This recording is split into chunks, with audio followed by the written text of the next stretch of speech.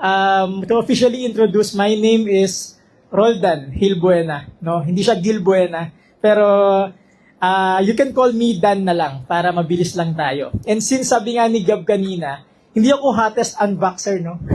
Pero I do unboxing, no? Yun yung bread and butter ng channel ko, unboxing. Kaya yung content creator ko is Danboxing PH. So kung na-encounter nyo na yan sa YouTube, sa Instagram, sana nag-follow kayo, sana nag-subscribe kayo. No? Maraming salamat. But that's what I do. Since 2020, kwento ko lang mabilis lang, no? Na 2020, nung nag-start ako ng content creation, pandemic kasi, lahat tayo nasa bahay, no? Pero, eto nagkataon lang to, no? Nagkataon lang na exactly 1 year ago today, eksakto yun, nag-resign ako sa pagiging engineer para maging full-time content creator. And that's exactly what I'm sharing to you this afternoon. Kung ano yung thought process, tsaka yung principle behind one of the biggest decisions of my life. Yan, may konting drama, no?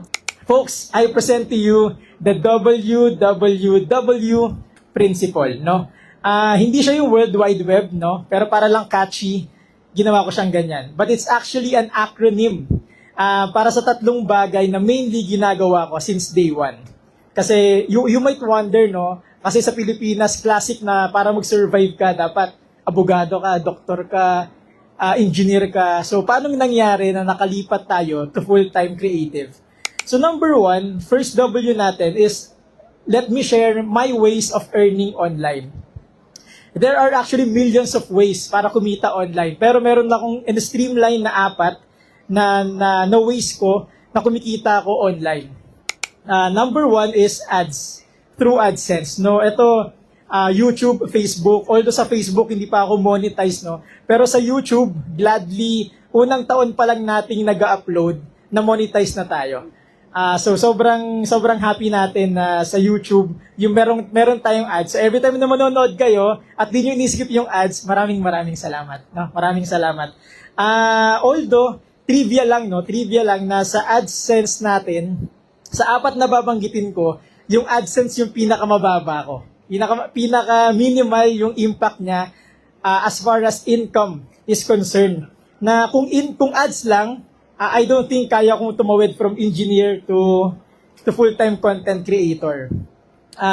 Nakakatawa nga minsan pag sinasabi nila na full-time ka na pala kasi monetize ka na, no? Parang hindi ako maka-oo. Kasi kung monetization lang, hindi talaga enough, no? How I wish this year, sana pumalo na siya talaga. So para mas lumaki yung kita natin through AdSense. But syempre, thankful tayo to what we have right now. Sabihin nyo lang ako masyadong mabilis, ha? Yung tingin nyo sa akin, parang galit na kayo, no? Sabihin nyo lang ako, ha? Second way that I earn online, through affiliates, no? For context, yung affiliate market, nag-work siya parang ganito. I am right now a partner of Amazon, no? Yung global na parang Lazada. Partner nila ako. So, nangyayari, every time na magtatanong kayo sa akin, tapos pag binigyan ko kayo ng link, kapag ginamit niyo yung link na yon para bumili ng item na yon, magkakaroon ako ng commission. That's how affiliate market works. No, sa ngayon, like I said, Amazon yung partner ko. Pero magda-dive rin tayo sooner sa Lazada and Shopee. Nagkataon kasi na when I started, most of my audience foreigner, international. Mukha kasi yata akong Indian eh. Kaya akala nila international creator ako. Pero yeah, mas marami akong audience internationally, kaya Amazon yung partner natin. And truth be told, no, mas malaki, way higher yung kinikita ko sa affiliate markets kumpara sa AdSense. Ang nangyayari dito, dati, yung ginagawa ko, pag may nagtatanong sa akin, sir, anong magandang camera? English, no, kasi international nga sila. Ano yung magandang camera sa ganito? Sasagutin ko lang yung plain and simple. This camera, that camera, ganun lang. Pero simula nung nag-affiliates ako, sinasagot ko sila by giving them a link, no? Link na yung binibigay ko. Tapos pag may bumili doon, kikita tayo. Funny lang kasi ayoko siya, no? Sinong may affiliate market dito? Meron ba? Meron bang si Pao, meron yan. Pero ako, ayoko ng affiliate kasi feeling ko, hindi naman ako seller eh. Content creator ako, parang ganon. Until such time, banggitin ko yung brand kasi hindi naman siya kalaban. Si Freewell. Meron kaming nilulutong brand collaboration ni Freewell. Tapos, in the middle of our conversation, pinasok nila na, bakit wala kang affiliates? Ba't wala kang affiliate link? So for me, bakit? Kailangan ba? Parang ganon. Tapos dinandan nila ako ng article, ng link kung saan merong creator sa ibang bansa na kumita ng $4,000 in 1 month just by affiliates. Pag kinompute nyo yun, 230,000 yun. Affiliates lang yung pinag-uusapan natin. So when I heard that, sabi nila sa akin, tulungan ka namin gawa ka ng affiliates. So tinulungan nila ako gumawa ng affiliates. And true enough, sa unang taon na nag-affiliates tayo, wala akong babanggiting figures, no? Para controversial. Wala akong babanggiting figures, pero sa unang taon na nag-affiliates tayo, much higher yung kinita natin sa affiliates than AdSense. So I'll be forever grateful sa Freewell sa pag-explain sa akin how it works. So, yun yung second way ko on earning online. Third is digital products, no? Ito yung parang products na binebenta mo digitally. Kaya nga digital products. Ano yung example nito? Lots, presets, even assets, no? Yung stock footage. Kita ba? Parang madilim, no? Si Steph Curry, kita nyo ba siya? Nakita nyo yung photo? Hindi ko yan kinuha sa Google, no? Kinuha ko yan live nung nanood kami sa Abu Dhabi last year ng pre-Olympic game ng USA versus Australia. I took that, papunta sila sa dugout, tapos instead, mamimili ka lang kung magpapapirma ka kay Steph Curry or kukunan mo siya. Dahil content creator tayo, kinalimutan ko na magpapirma, kinunan ko na lang siya. And at some point, itong photo na to, nag-viral yan sa Instagram, no? Hindi ko alam kung nadaanan nyo yan. Nag-viral yan. As last I checked, parang 200,000 likes na yung Steph Curry photo na yan. Viral enough na may sportscaster na nag-message sa akin, famous sportscaster team nila, nag-message sa akin asking me kung pwedeng bilhin yung Steph Curry photos for 85,000 pesos. Binanggit ko yung presyo kasi hindi ako pumayag. Hindi ko binenta, kaya nagagamit ko pa freely, no? Kaya pwede ko pa siyang gamitin. Hindi ako pumayag kasi baka mas tumaas pa yung presyo pag nag-retire na si Steph Curry. No? So baka doon natin ibenta. Hindi pa naman tayo nangangailangan masyado, but that's how it is. Tapos yung Curry photos na yan, sana nakikita nyo, no? 3 yan. So binibili nila 3 Steph Curry photos. So you can just do the math kung magkano. Again, hindi tayo pumayag, but my point is, kung pumayag ako nun, in one afternoon, in an instant, may 85,000 tayo. Wala na nga lang tayong Steph Curry photos.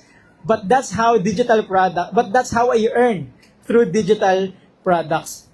So, nasa ano yan, no? Sunod-sunod yan. Para mas malaki yung affiliates than ads, mas malaki yung digital products kaya sa affiliates. And ito yung big chunk talaga. This is the main reason kung ba't tayo magkakaharap ngayon. Kaya nagawa kong makapag-resign dahil dito. Brand partnerships, no? I used to put there brand collaboration, brand deals, pero ginawa ko siyang partnership kasi I am right now at situation na partnership na, long-term collaborations na yung meron tayo, and we are grateful for that. We have actually handful of brands na partner natin ngayon, and I'm telling you, yung big chunk ng kinabubuhay namin ng pamilya ko ngayon, brand partnerships talaga. As much as I'd like to isa-isahin, no, yung mga brands na partner natin ngayon, wala lang tayong oras, pero dito talaga tayo kumikita. What happens here, para magkaroon kayo na idea, brands send me products, no? This yung product na yun, gagawan ko ng content. Tapos pag nagawa ko na yung content, babayaran nila ako ng talent fee, no? Talent fee yung binabayad nila. And na-mention ko nga sa inyo na yung audience ko and even the brands, most of them international.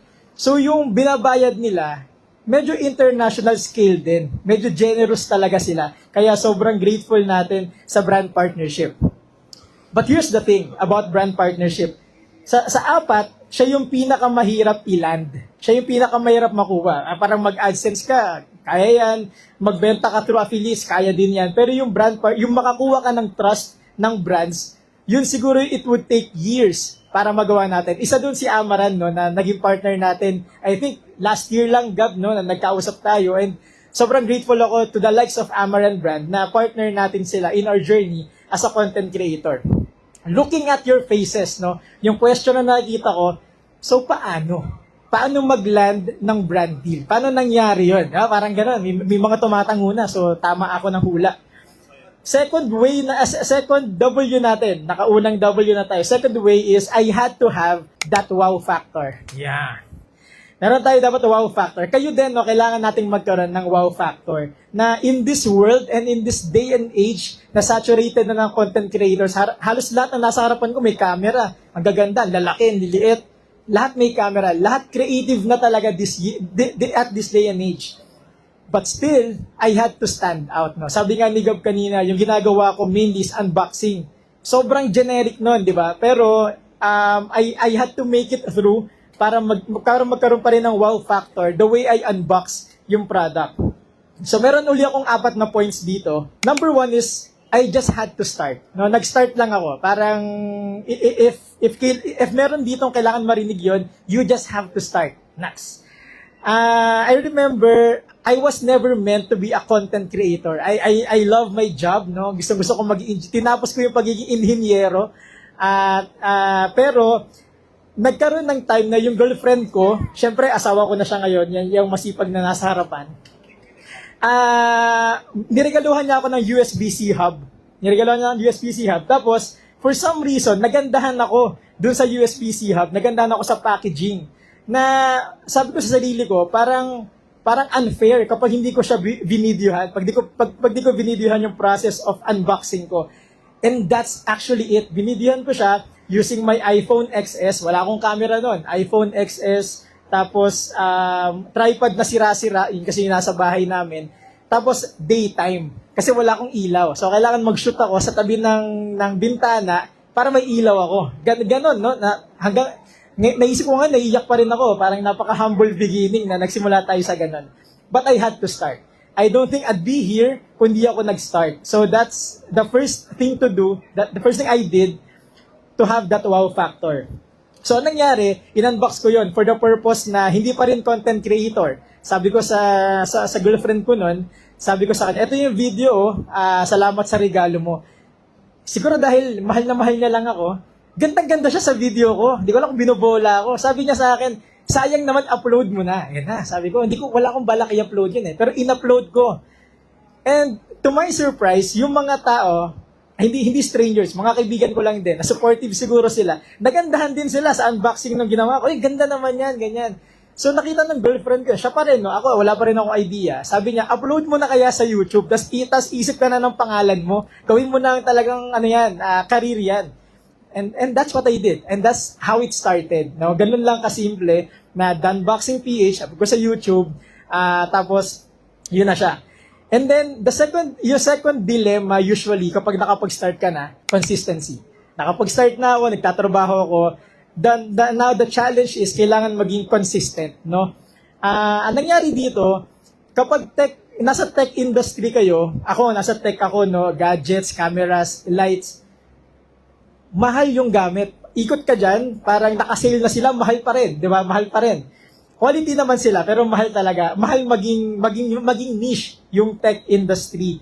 So, nangyari, kwento ko lang saglit, no, na may mga time na, hindi ko pa ito na-share sa iba, sa inyo pa lang, no, may mga time na, yung mga ka-opisina ko, manghihiram ako ng gadget na bagong bili. May ka-opisina ko, bumili siya ng Samsung Buds. Sabi ko, ginapalan ko lang yung mukha ko, uy, pwede bang pahiram ako, unbox ko muna, tapos balik ko bukas. Ganon. Kailangan ko lang kasi maging consistent. Hindi kasi kayang bili ako ng bili, para maging, hindi kaya, hindi siya feasible. So, nung time na yon, nanghihiram ako ng gadget, babalik ko. Pag nasira ko, edi parang binili ko na din siya. Pero just to be consistent, ganun yung ginagawa ko. So, akala nung mga tao, ang yaman-yaman ko dati pa lang, no? Kakomment sila, sir, paano ka nakakabili ng ganyang kadaming Hindi ko binibili yan, hinihiram ko lang yon para lang may ma-post ako, no? So, consistency, may nagla-like, walang nagla-like. Yung wife ko, pinag-YouTube niya ako, hindi naman niya pinapanood. Hindi, joke lang. Sila lang yung nanonood. Yung family ko lang yung nanonood. But then again, I had to be consistent. Walang nanonood, walang nagla-like. Consistent lang. Post. Consistency after consistency. Post lang ng post. Until such time, brands and audience felt my presence. Yan na. Gumaganda na yung storya natin. Post lang na post from a nobody, no? Wala lang. Wala pa rin. Walang followers, walang subscribers. Until such time na naramdaman na nila na may Roldan Hilbuena, Unboxing PH, na nag-exist sa internet. No? That was the time na, specific to, no? Sony A7 IV. Sa mga naka-Sony dyan, shout out, no? Sony A7 IV, I made sure nung time na yon 2021, kailangan ko mag-pre-order, kailangan ko mauna sa lahat. Kasi ganun yung trend eh, di ba? Kailangan mong mauna para mag-viral ka in a way. So, anong nangyari, binili ko siya sa SM MOA. Punta ako na SM MOA, binili ko yung camera. And dahil hindi pa ako ganun confident sa mga binibili ko, no, nung time na yon, pinabuksan ko doon. Parang, sir, check natin kung kompleto yung accessories, kung tama, ganyan. Binuksan nila doon. Tapos, nung nilapag nila yung camera sa table, pinicturean ko lang gamit yung phone ko. Ganun ka-excited. Pinicturean ko ganyan. Tapos, pinost ko na agad yun. Walang ilaw, walang angle. Sobrang excited lang ako. Pinost ko lang. Tapos wala naman akong followers noon. Kaya kahit walang mag-like, okay lang. So, pinost ko yung, meron akong new camera, yun yung caption. Ito na yung magandang part. Ready na kayo. Kinabukasan nun, gabi yun kinabukasan nun, yung cellphone ko lobat. Bakit? Sobrang daming notification, 1,000 likes, 1,000 followers, 1,000, ganon. Nag-viral yung single photo na yon ng Sony E7 IV. Why? Presence. Kakapost ko ng kakapost. Dumating yung time na, meron palang ganito. Meron pala sa Pilipinas na may Sony E7 IV na nung time na yon bago. Okay, so that's how it went, no? From Sony E7 IV, I remember na natulog ako ng 10 p.m., meron akong 300 followers sa Instagram. Paggising ko, 7,000 yon. Ganon siya kadami. Tapos ongoing pa rin yon. So, yeah, that's yun doon ko na-realize na, mukhang pwede nga to. Bukod sa girlfriend ko, sa family ko, meron ng mga ibang nakakita sa akin. Yon. Now, the fourth one, no, yung next level ng consistency is branding. Ito na yung mahirap i-achieve. Yung parang, in this world saturated with creators, ang hirap mag-stand out na, alam mo yun, makikilala ka ng taon, hindi pa nakita yung mukha mo, kilala ka nila. How? By your masterpiece. So, anong nangyari, sabi nga ni Gab kanina, unboxing yung ginagawa ko mismo. Yung unboxing, sa totoo lang, flat lay lang siya, top-down shot. So, walang muka, wala kayong muka makikita. Pero for some reason, kapag nakagawa ka ng branding, kahit hindi kita yung mukha mo, kahit hindi kita yung pangalan mo, people would know na ikaw yun. How? Branding. Meron akong story uli, no, about branding, na may magme-message sa akin, family, friends, even strangers.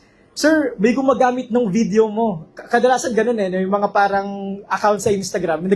Gumagamit sila ng mga trendy content. So, nangyari, may nagme-message sa akin, Sir, aware ka ba na ginagamit nila yung content mo? Nagpaalam ba sila sa'yo? Siyempre, initial reaction, nakakainis. Grabe naman yun, di mo lang nagpaalam, etc., etc. Pero sa totoo lang, at the back of my head, pag na-process ko na, nare-realize ko na nakaka-flatter din. Bakit? Kasi wala naman akong mukha doon, wala naman akong pangalan doon, pero that person, alam niya na akin yung video na yon. Di ba? Parang, dahil sa branding yun, alam niya na, yung table na to, si Dan Boxing lang to, ay, yung kamay na to, pangit yung kuko, si Dan Boxing lang yun. Alam niya, hindi ko branding yun, pero nagkataon lang. Pero, yun yung strength ng branding, no? Yung kahit hindi kita yung mukha mo, kahit walang pangalan, kahit saan nila dalin yung content mo, alam nila na sa'yo yun, branding. And mind you, yun yung hanap ng mga brands natin, no? Yung mga content creators na hindi balimbing, ay ganun ba yung tawag doon? Yung parang kung ano yung trend, dito ka. Hindi. Ang hanap ng mga brands natin, yung authentic, legit, at original content creators. And I think that's what happened sa akin, na kadalasan, di ba, parang may nagsabi sa akin noon, unboxing lang ginagawa, hindi ka tatagal, hindi ka sisikat. Kasi bitin na bitin eh. Pero hindi, as of now, sabi ko nga sa inyo kanina, brands pay me just for me to unbox yung mga gadget na bagong release. Again and again, branding kasi. So yun na, no? Yun na yung second W natin, ways I earn online, but I had to have that wow factor. Pero yung third W natin, it all boils down to workmanship. No, sobrang importante ng workmanship talaga. Parang kahit anong sabihin natin, kahit meron kang AdSense, meron kang affiliates, kung wala kang workmanship, wala kang love for this game, kumbaga, I don't think we'll make it through. Meron lang uli akong 4 na point, no? Gear. Ito, baka i-bash nyo ako dito. Gear does matter, no? For me, it does matter. Marami nagsasabi, marami kayong maririnig. It doesn't matter, kahit anong gamitin mo, pwede. At some point, I started ng cellphone lang yung gamit ko, pero it does matter sa akin personally, na bukod sa mapapagaan niya yung trabaho mo, bukod sa mapapabilis niya yung workflow mo as a content creator, for me, nakaka-inspire na maganda yung gamit mo. Tama ba ako? Parang pagbago yung gamit mo, pag maganda yung, may inspire kang gamitin eh. Pero pag pangit yan, parang kahit bayaran ka nga, ayaw mong gumawa ng content eh. Kasi parang, dinedread mo eh, parang binubuhat mo yung sarili mo. Pero pag maganda yung gamit mo, maganda yung ilaw mo, parang amaran. Sabi kasi, subtle lang yung promotion eh. Sa mga ganun, no? Kung magaganda yung gamit mo, yung ilaw mo, kaya mo kontrolin sa cellphone, nakaupo ka lang, kontrol mo yung ilaw mo, ganun ka-seamless, I'm telling you, nakaka-inspire magtrabaho. Nakaka-inspire maggawa ng content, kumbaga. Plus, dadali nga yung trabaho mo. As in talaga. So, mag-invest kayo sa camera, sa ilaw, sa microphones, no? It would go a long way. They don't come cheap, no? Medyo mahal lang sila. Talaga magbubutas kayo ng bulsa. Pero kung kaya lang naman, huwag niyong pilitin, kung kaya nyo, invest so you can be more and be more efficient sa ginagawa natin. Number 2 is skill. No? Meron ka, ganda nga ng gamit mo, ganda nga ng ilaw mo, kumpleto ka ng Amaran 150C, 300. Hindi ka naman marunong gumamit. I don't think it would make sense. No, kailangan meron ka ring skill, meron kang parang ganang aralin sila. Ako, that's what happened. Like I mentioned, hindi ako aral. Hindi po ako nag-aral ng filmmaking. No? How I wish meron pa akong edad para aralin yung filmmaking. Pero wala na eh. Parang tight na yung oras. Pero masasabi ko lang na sobrang sinipagan ko lang mag-aral sa YouTube. No, doon lang ako. Tapos tanong-tanong sa mga professional, sa mga nauna sa atin para gumaling ako sa pagkakamera. No, both in photo and video. Kasi kapag narinig ko lang naman to, hindi sa akin galing to, na kung magaganda yung gamit mo, pero hindi ka marunong gumamit nun, collector ka lang, hindi ka consumer. Tinamaan ako doon. Actually, nag-hit sa akin yun na, kasi nga ako, medyo ganun ako, Sony A7 IV, hindi naman ako professional. So, ba't ka may ganung full frame camera? So, ginawa ko, inaral ko siya para maging worthy and deserving akong gumamit ng ganon. Na parang nagpakahusay ako in a way. Again, that's workmanship. Pero more than the gear, more than the skill, ito yung mas importante. As a matter of fact, kalimutan nyo na yung gear, kalimutan nyo yung skill, ito yung mas importante. Character. No, the way you approach the game. Yun yung pinaka-importante, yung character. Maraming time na meron talagang hindi masyadong okay yung gear. Saktuhan lang yung skill, static shots, very basic. Pero yung character ng tao na yon, the way he approaches the game, the way he makes contents, lalabas yon. For example, ganito, no? Comment to ng mga tao sa akin, no? Hindi ko naman siya na parang sabi nga nila, yung unboxing hindi yan lilipad. Never lilipad yung unboxing content sa kahit saan. Kasi nga, napaka-vague naman talaga ng unboxing na parang binigyan ka, sinira mo lang yung kahon, yun na yung content mo. Pero make it to a point na ikaw yung best na magbubuklat ng box. Ikaw yung best na magbubuklat yung maghihila ng... Kapag ganun yung mindset mo, it would reflect, it would somehow resonate sa mga audience mo na ang linis ng unboxing eh. Pareho silang ASMR, pareho silang table, etc. etc. Pero ang linis nito. And I believe that would boil down sa character. Kung paano mo siya gawin, kung ano yung attitude mo towards it. And not just about workmanship, the way you present yourself to brands also. Sabi nga nila, no, how would they know your value if you yourself, you don't know your value? Parang relationship na, no? Pero that's actually true, no? Na kailangan, alam mo, yung character mo, may posture ka na you know how to sell yourself. Kumbaga, yung mga brands, parang, sige, okay lang, maging partner tayo, kaya ko yan, this is what I can offer. Pero kung hindi ka confident doon, I don't think kaya pa rin, di ba? So, kailangan talaga ng character. Again, sabi nga, di ba, skills and, yung skills would get you on stage, but character would keep you on it. No? So, kung para makapasok ka doon, kailangan mo na skills. Pero para magstay ka dun sa stage, sa limelight, kailangan mo ng mas long-lasting effect, which is yung character. No? So, kailangan yan. And last point na natin, no? Mabilis ba ako? Okay lang, no? Yung last point natin, above it all, mag-personal muna ako ngayon, no? Ngayon, sabi ko nga sa inyo, 1 year na akong considered as freelance, self-employed, kumbaga. And I don't know kung sino sa inyo yung freelance at self-employed, kung makarelate kayo, na yung problema or yung disadvantage in a way, di man, yung issue kapag freelance ka na or self-employed ka, hindi na siya katulad ng day job na buwan-buwan, alam mo may kikitain ka. Di ba? Kapag day job kasi, pag nagburakay ka ng 3 linggo, alam mong papagalitan ka lang sa office, pero sweldo ka pa rin. Alam mo yon, di ba? Pero pag freelance ka na, may mga times na, naku, next month na, wala pa akong project, paano na yan? Lalo ako, may pamilya ako, no? May asawa at anak ako. So may ganun, to be honest, merong ganung effect na, paano kaya to? Dapat ba hindi ako nag-resign, yung mga ganyan? I wanna make this personal, That's my last point. Let God. No? Kailangan mo lahat ipatong dun sa fact na yon na it's not the brands, it's not the AdSense, it's not the affiliates, it's not the digital products that would provide for you, but it's God. No, na parang ganun kami. So yung posture na yon, ang nangyayari, ba't ko siya kailangan i-share? Kasi ang nangyayari, may mga brands na for the lack of term, babaratin ka nila. Ba't ka namin babayaran ng ganyan? Ganito lang naman yung following mo. Sa totoo lang, may ganito nasa Asia ka nga ba't kami magbabayad ng malaki Asian country? May ganon, ayoko na sabihin ko anong brand, no? Pero, kung kung ikaw, na nangangailangan ka nga, wala pa akong project, sige, tanggapin ko na to, kahit binabarat ako, kahit yung value ko diminish na, tanggapin ko na, kasi wala. Kapag alam mo na si God nga yung magpo-provide sa'yo, hindi yung brand na yon, you would have that posture na, sige, wag muna.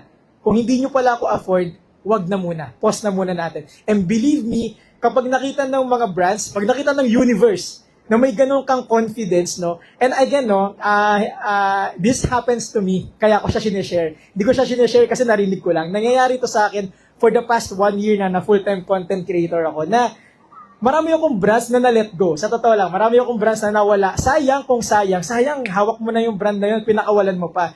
Pero kung hindi ko kita na binavalue nila ako, it's okay to let go. It's okay na hayaan mo lang sila. Mas okay pa na bilhin mo yung product nila kung gusto mo talaga, kaysa sa bigay nila sa iyo yun ng libre, tas hindi kita yung value mo. Believe me, kung gusto mo maging full-time content creator, you would really have to stick on your value. Kailangan mo i-value yung sarili mo. And that's what I did. And again, I won't be able to do it left on my own. Kung ako lang, hindi talaga kaya. As in, asarap kayong makatanggap ng libreng ilaw. Sarap na makatanggap ng libreng camera, ng libreng gadget. Pero if that would mean na ganun-ganun ka lang, X-deal ka lang, pwede na sa yung X-deal, wag.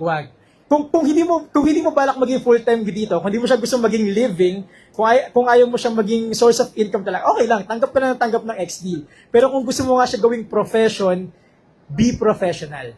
No? Make it a posture na you need me more than I need you. Mga ganun posture. Yung mga brands, kapag nag-email sila sa iyo, pag email sila sa akin, ang posture nun, mas kailangan ako nitong brand na to kaysa sa kailangan ko sila. Kasi nga kay God lang, okay na ako. Yung posture na yon, it would go a long way. It would send you to places. Wala lang na akong time, no, pero kung gusto ko lang isa-isahin kung saan na ako dinala nung 1 year ko as a content creator, with that posture, sobrang dami natin pag-uusapan. And yun siguro yung final ko na lang, no? Again, ito yung 3 W, yung WWW, the ways I earn, the wow factor, and the workmanship.